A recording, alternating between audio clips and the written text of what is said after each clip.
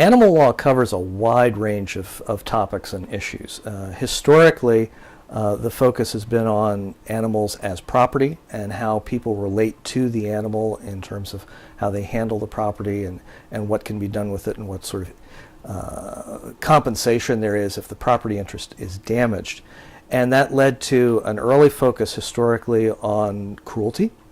It led to an early focus on duties of humans to non-human animals, and a great deal of discussion in that area.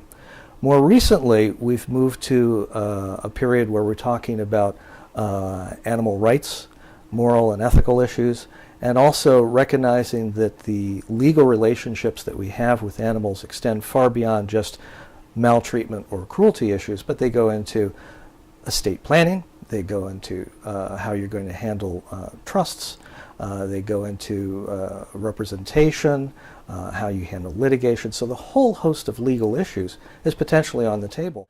My background is in commercial law, and particularly in international commercial law. So while many animal advocates focus in on the traditional areas of how do you treat an animal in situ, in its use, in the food production capacity within one country, what I focus on primarily are the issues involving animals moving across a border. So that brings me into considering what happens with the agricultural trade, what happens with the food processing developments and the rest. And so I look at issues such as what can the World Trade Organization teach us about how we should deal with animal issues. Traditionally, the animal people and the trade people don't talk to one another very well.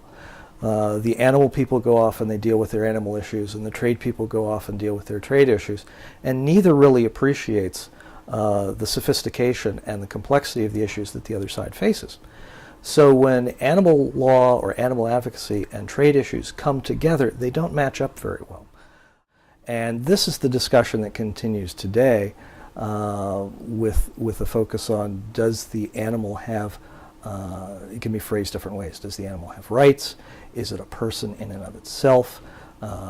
Where do we go with those sorts of notions?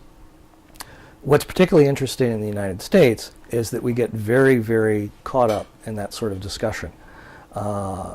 And the almost theological discussion about what is the status of animals stops, I think, a lot of progress on the issue.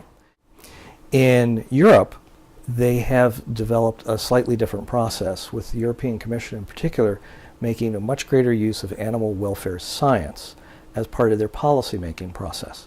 They formally incorporate scientific evidence into the passage of new laws and policies dealing with animals. And science doesn't answer all the questions, but what it does is it provides a lens to help cut through a lot of the theological debates where you may never ever be able to get true consensus and say, well, this is how we can make progress, at least as we move forward at some level. Much of that focus is on the agricultural trade and agricultural issues, because that's quite frankly where most of the issues with animals really lie. It's not companion animals, it's not the animals that we see every day, it's the millions upon millions of animals that are involved in the food processing chain, factory farms and the rest, which we don't tend to see very much anymore.